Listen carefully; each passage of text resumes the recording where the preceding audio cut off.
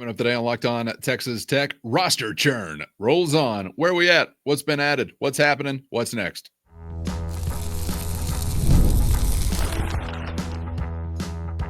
You are Locked On Texas Tech, your daily podcast on the Texas Tech Red Raiders. Part of the Locked On Podcast Network, your team every day. Great to be with you again on Locked On Texas Tech on the Locked On Podcast Network, your team every day, always free and available on YouTube or anywhere you get podcasts. And today's episode brought to you by Gametime. Download the Gametime app, create an account, and use our code LOCKEDONCollege for $20 off your first purchase with the only Chris Level. I'm Casey Cowan. Chris, great to be back with you, kicking off a brand new week with a whole lot to catch up on. We will spend the majority of our time on this episode talking about personnel movement. It's not all portal related, but rosters continue to churn on multiple fronts. We'll spend some time talking about Grant McCaslin's roster building for Red Raider basketball, and of course, what is to come now on the other side of spring camp for Joey McGuire and the Texas Tech football program. On our next episode, we will get into some specific football thoughts regarding what this spring camp did bring and what we saw as far as the culmination over the weekend. But man, the names are flying fast and furiously, Chris, as they typically do. So a whole lot to get into as far as the roster rebuild. I do want to get into some questions about what needs are still remaining following some activity over the last few days. And of course, as I mentioned, what could be coming up as we are sort of now, I guess, in a point of transition or separation potentially as far as the football program and guys making decisions on the other side of spring camp and what that could lead to as far as further additions. But how about just catching up to begin with? By the way, I hope you had an excellent Easter weekend. I'll catch up with you on that front. But, man, we saw some news coming across for Texas Tech basketball, and it's kind of interesting to wonder with this name or that name. All right, transfer, high school guy, prep level guy, how young, how old, what's the role immediately? And those are some questions I'll have for you today, really simple stuff. Yeah. So you're still in the midst of you're under construction. Okay. I think that you're much farther along to being completed than you were, where it's like, okay, we're in demolition mode right now. We gotta, it's just like everything's crazy. I can't even see what this is all going to look like yet. No, you're further along there. I've always been fascinated, like when you see somebody building a house and it's like you watch how quickly they frame it and you're like, this looks so small. And like if you walk around in there when there's just boards everywhere, we've all done this. You're like, this is, and then it's like this optical illusion and everything like that. Anyway, side note. But you're trying to put some finishing touches on here, and so let's just catch everybody up with what we've been able to kind of where we last left you. Leon Horner is announced he's coming back. This was late last week. I think that's great. He's real tight with Christian Anderson. I think that was probably expected. I think that he will continue to be developed in your program and things like that. Obviously Federico has entered the portal, and so your need for a big man is still there. You're still trying to connect some dots. There were supposed to be 2 visitors in this weekend. There only ended up being 1. And that individual, Nolan Groves, the player from Minnesota, that, I mean, the Minnesota fan base has got to be just like scratching their head because you just keep taking good guards out of their state or away from their college or whatever. Because I think Nico Medved is the new coach for Minnesota. Just got that job. He's, I think, it's either like an alum or he's from there. But anyway, he did a great job at Colorado State, and everybody was like, oh, he wants this kid bad because he's a new coach at University of Minnesota. You just taken Elijah Hawkins last year, to which everybody was like, yeah, he's just seeking more money. Good luck. He's not ever going to win anything. Yeah, all the way to the Elite Eight, man. That's what he won. And now Nolan Groves enters the chat here. This is a 6'4", what most people are going to tell you he's a shooting guard. And this is a somewhere in between, because as I look at it, there's an unknown here because Nolan Groves will have a lot to say about this. Grant McCaslin will have a lot to say about it. And then there's the unknown of what else is going to get added to this deal what do we actually need out of Nolan Groves? How does that factor in? So I would term this as somewhere between a depth piece and a contributor.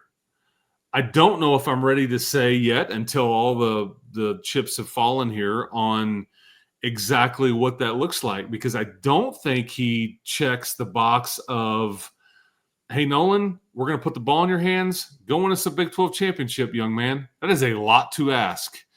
As good as Christian Anderson was, you weren't even really doing that with him last year, and you were trying to do this. And he's a bit of a unicorn situation. So having said all that, it depends on who you talk to. But I think he's got a lot of upside. I think he's very talented. He's got a frame that's closer to being college ready than most high school guys. He can score it. He can do a bit of everything, and he's got some length, being about 6'4", maybe a titch taller than that. But this wasn't like a, hey man, come save us, come lead us to, to the podium or anything like that. I don't believe. But again, we don't know yet what else is cooking here. But I do think that this is a much better piece than was filling that same role for your team last year. 7th, 8th, 9th, 10th guys are like filled with like Josiah Mosley and Nolan Groves and Leon Horner. And with whatever else you added, I think you're much more likely to see some of these dudes get thrown in there, even in meaningful games. Whereas last year, it's like it was just pretty clear. Like Corbin Green just wasn't going to go out there. Jack Francis wasn't going to go out there unless it was a blowout. Leon Horner, even to a certain extent, wasn't going to go out there. EY was hurt. He would have gone out there, but even he had a hard time cracking the code a bit there. But Mariella Kuntak would be kind of in this group a bit too. And there's a lot of talent and a lot of upside here compared to, I think, what you had the same group last year. Is that – I don't know if I'm making – okay, yeah. But I don't know if you're looking at any one of those guys going, go save us or go help us win a league title. I don't know if any of that's there yet, but you're still not done here. Again, under construction. Yeah, I think it's it's kind of interesting too to have this conversation about such a young guy, Chris, because I felt like it was not too long ago where we're asking about, are you almost just portal exclusive and looking for older guys or guys with college experience as you move forward? And you obviously had a lot of success with Christian Anderson last time around. Do you think that has led them more to maybe wanting to look that route, or was it always going to be like, hey, there's never going to be a closed door on this category of player. It's just going to be, a small percentage of the roster, I guess, or where we put our kind of recruiting effort into. Yeah. Well, and Calvin, there's a level of let's go find really good pieces and then let's figure it out as we go. Like if we can get a really good, talented player, let's see if this makes sense. And it's pretty clear that there was some interest here. And when this kid, because think about what just happened. He was committed to Yale, so obviously smarts are not a problem. He's from Minnesota, and with the decommitment, you get attached to him pretty quickly, and he leaves his home state, and his home state wants him desperately, and it's a Big Ten school, and there was another Big Ten institution that wanted him as well. And it's like he didn't really, and I don't know that, but it comes off as like he didn't really give them too long of a look. Like, no, this is what I wanted to do, and we've connected and all that. So I think a lot of this is a case by case basis on kind of what players involved, what position they play. Back to the list of questions: what do they want? What do we want? What's the money involved? What's the playing time? Who's coaching me? Because it's just pretty clear that he kind of hit it off with Grant, and that shouldn't shock anybody. I think that there's people in the basketball world that are like, you want to go get developed? You don't have to look long, and there's not too long of a list before you're going to get to the name Grant McCaslin and what he's surrounded himself with. So I can't say that you're just like going to let's go find the best young player or the best old player. Case by case basis, but this one was pretty clear that there was a mutual interest from the get go here. So where do we stand now with parts, of course, still remaining in motion, but parts unknown? If we could kind of work down a punch list, we want to keep the construction analogy going. needs remaining and some priorities remaining. I know we're still going to be talking a lot, I think, about a big man, but also still basically in search of, I guess, where we left off last week. Big man, primary ball handler, some help on the perimeter. What do you think if you had to run down a needs remaining list? First, today's episode brought to you by Supply House. Get the supplies you need from the site made for skilled trades with Supply House. Whether you're in plumbing, HVAC, or electrical work, Supply House is the reliable way to order products online. And their easy-to-use website is packed with helpful resources and the latest product info to help you get the job done right. Plus, with a complete inventory of over 200,000 parts from more than 400 top brands, you're going to find exactly what you need, delivered fast from coast to coast. Need help with an order? Supply House offers expert support and industry-leading service, so you'll always talk to a real person. And for trade pros looking for an extra edge, their free Trade Master program offers exclusive perks like a dedicated phone line, free shipping, and discounts on every order. Thousands of skilled professionals are already taking advantage, and now it's your turn to take your business to the next level. Join the Trade Master program today at supplyhouse.com/TM. That's supplyhouse.com/TM, and start ordering plumbing, HVAC, and electrical supplies with only a few clicks. Plus, use our promo code SH5 for 5% off your first order. That's SH5 at supplyhouse.com. What do you think if you had to run down a needs remaining list? You probably remember this. Do you remember Kamala, the Ugandan giant? Of course I do. There you go.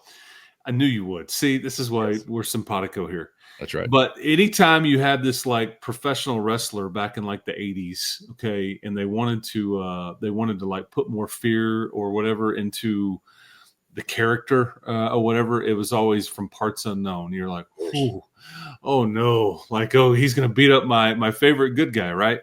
Yeah. So yeah, and then they ended up saying he was the Ugandan giant, so we knew he's from Uganda. So really, the parts unknown thing, it didn't last too long. So, and we're talking, what do you still need? Is kind of what you're wanting to hit at. I mean, know it's not an easy question to answer, but well, we've focused in on a couple of things. I feel like it is, but I think that remains unchanged. I do. I don't know. Grant's the only one that really could answer this at the end of the day. Because here's what's happening: is we're talking to you on a Monday. The portal is going to close on the basketball standpoint, because we'll get to football later in the show here. But the basketball portal window closes tomorrow at some point. So I'm not even sure if everybody that is going to get into the portal has entered it yet from a basketball standpoint. So you may not even know what all you're looking to do. And that would include your team. I mean, you could still have somebody on your team that'd be like, you know what, this isn't what I want to do, or whatever. So I think, all that merry-go-round hasn't quite stopped yet. And so remember that as well. But you still need, in my opinion, I just look at this as like, okay, it's pretty clear the investment you're making. You're trying to win a Big 12 championship, which that's Grant's stated goal. We're not here to try to finish fourth or second or be a fun story or compete or even get to the Elite Eight. We're trying to win a Big 12 championship. And to do that, I just think that you need another guard. And maybe Nolan Groves is the next Christian Anderson. And if they view him that, then I trust Grant McCaslin, because he will know, and he will know what he can get out of him. But again, that's a lot to ask a true sophomore and a true freshman, and then some of your other, your Tyree Bryans and your Donovan Atwell that aren't necessarily pure guards. They're slashers, they're off the ball shooters, there's some of this, some of that. But that's just a lot to ask when you're trying to win a Big 12 championship. It doesn't mean you can't put a very competitive team on the floor. And so that part hasn't changed. And then your need for a competent starter capable big man, it still exists. Those two things are, and then there's the Darion Williams thing just kind of hanging out there. That again doesn't change either one of those needs. So there's still plenty to sort through, because I think at last check you've got, I want to say there's like 6 scholarships, I guess theoretically, that you would have to fill, or 5 or 6. I would say that I'm not even sure if you'll fill all of those up. I don't know where Jazz Henderson factors in or Jack Francis factors into that.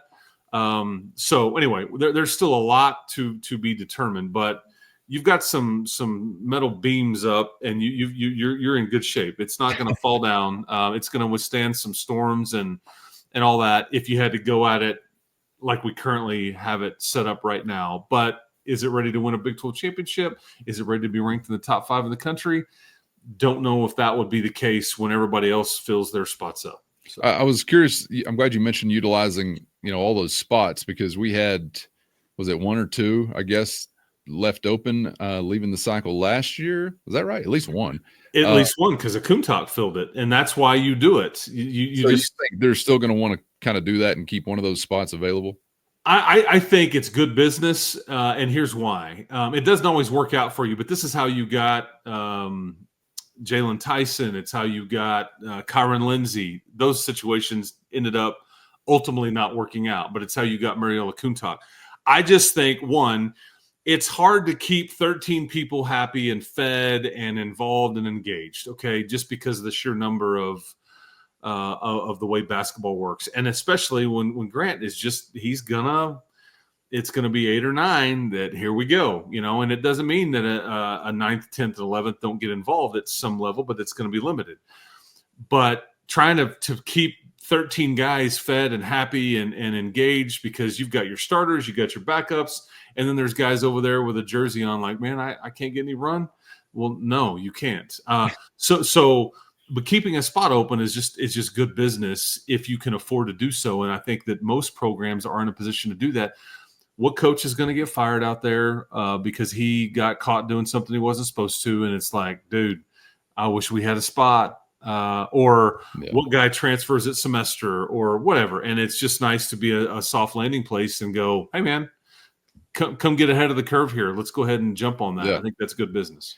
And I guess I'm trying to recall exactly the date last year, but we were well into May when you had, I guess, arguably your biggest addition in JT Toppin, and that was impacted by the draft process. But just something to keep in mind, as it's very difficult to be patient as we wade through these days and get closer to wrapping up the month of April. But right, was it May 21st or into the 3rd week or so of May, I think, whenever we got that news a year ago, and maybe even further. I'm not quite sure, but we still got a little ways to go for some positive things to develop. So we'll continue to wait with bated breath. And hey, if there is another guy out there that could, develop into a Big 12 Conference Player of the Year, make a call in late May, I'll wait around for you. Happy to do that. Wait as long as you want, as a matter of fact. We'll pick up this basketball conversation again as we move it through the week and these pieces continue to fall into place. You do have that window coming to an end very soon. Meanwhile, it kind of feels like we're still sort of just at the beginnings of this spring window for the football transfer portal. And now that we have a spring camp wrapped up for Joey McGuire and the Red Raiders, some decisions will begin to be made in both directions, Chris. So I just wanted to touch on maybe what we can anticipate as far as getting into this. I know there will be some things probably both expected and unexpected whenever it comes to either guys on your roster getting into the portal or maybe some of those things coming the other way around as far as additions. And I do want to get into some camp thoughts with you on our next episode, including what I think is really the biggest storyline of camp. And I don't know if it's hardly even been discussed, but we'll get into some of that coming up. But as far as the roster goes, big week here. I don't know if we call them exit interviews or. Yeah, that's exactly what they're called. Is that right? Okay. So you're exiting spring camp at least. Will you be exiting the program is probably another question. But can you kind of lay the land here or give us a lay of the land as to what is taking place on the football front this week? First, today's episode brought to you by Gametime. Imagine watching your favorite team at the college basketball tournament live, feeling the energy of the crowd, witnessing unforgettable moments. We all know there's nothing like experiencing a big game in person, and getting tickets shouldn't be stressful. That's where Gametime comes in, making it easier than ever to grab last-minute seats at unbeatable prices. With Gametime Picks, curation makes it even easier to find better value for tickets to sports, concerts, comedy, theater, and more. And the one and only lowest price guarantee, which means you get the lowest price, or Gametime will credit you 110% of the difference. Plus, peace of mind with seat views before you buy, no surprise fees, and the lowest price guarantee. You can book with total confidence. So take the guesswork out of buying tickets with Gametime. Download the Gametime app, create an account, and use our code LOCKEDONCollege for $20 off your first purchase. That's LOCKEDONCOLLEGE,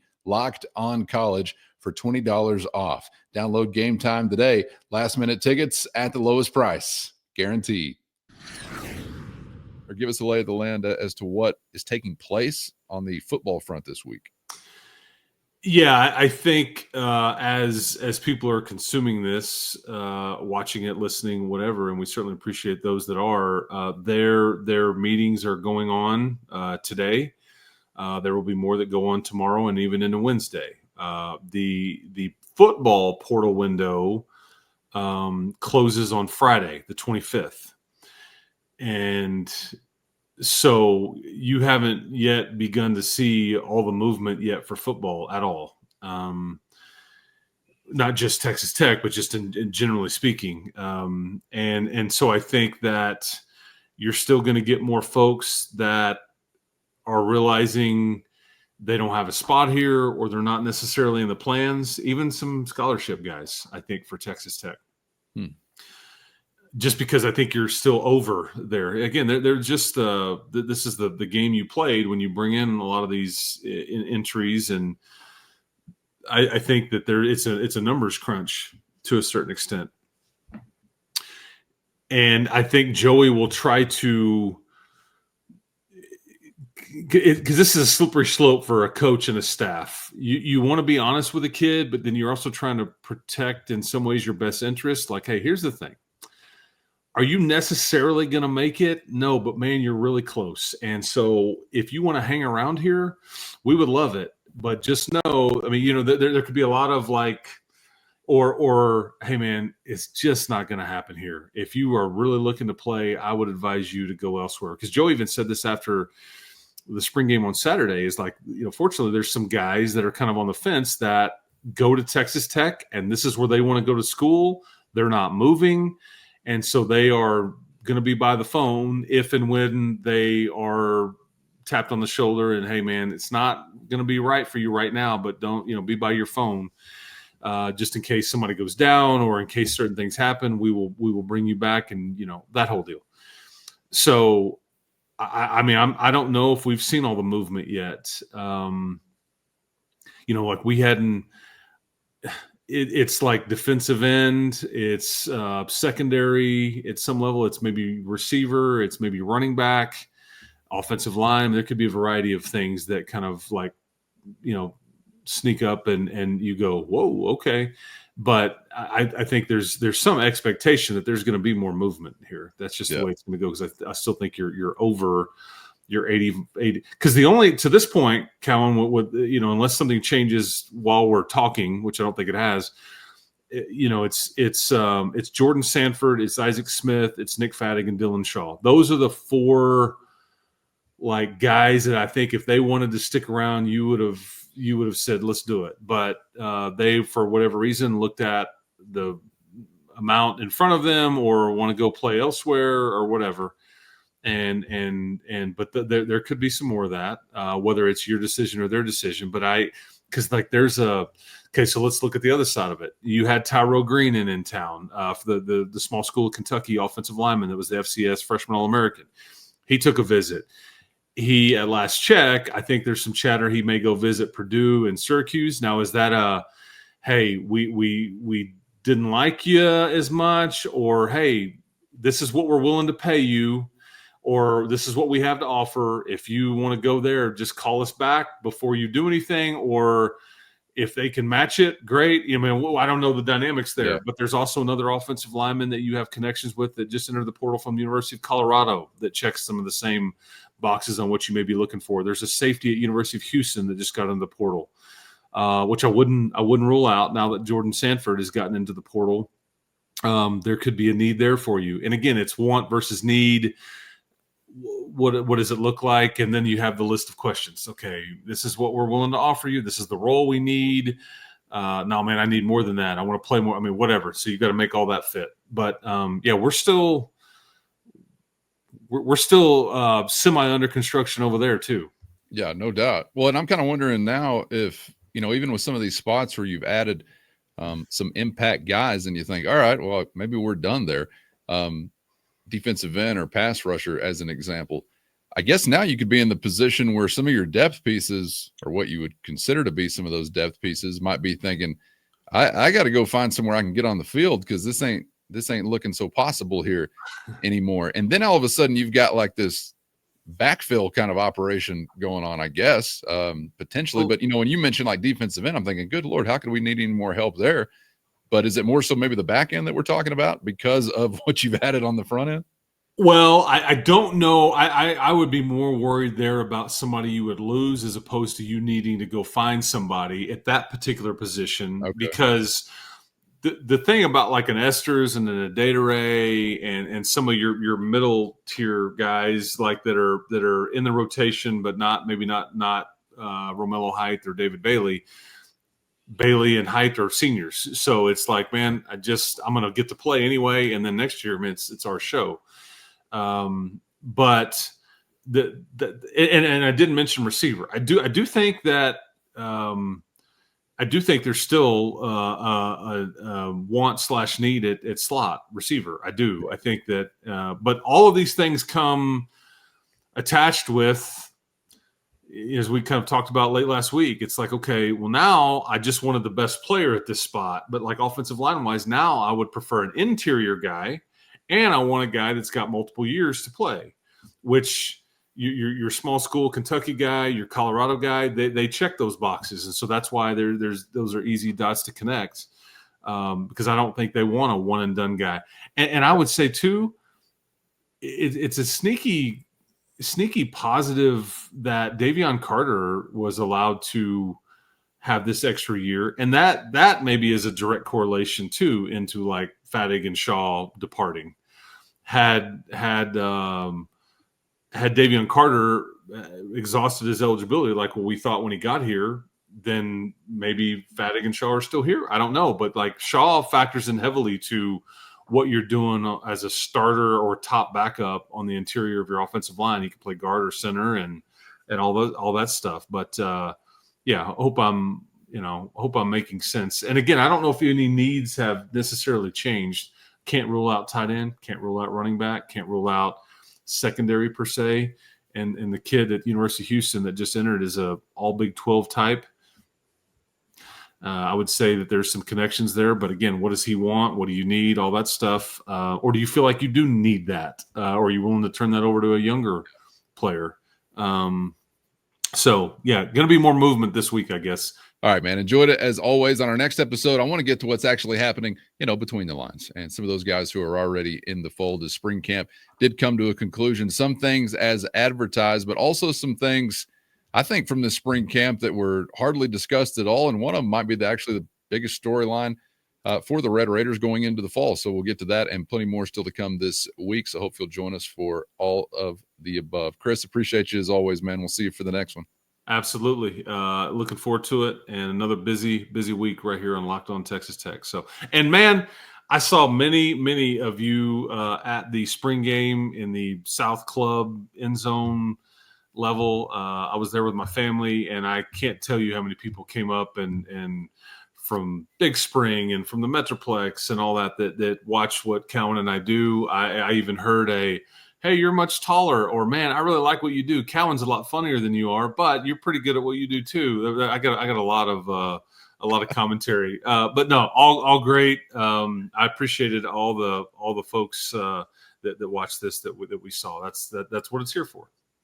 I'm glad you left out the appearance angle of what they find so damn funny about me.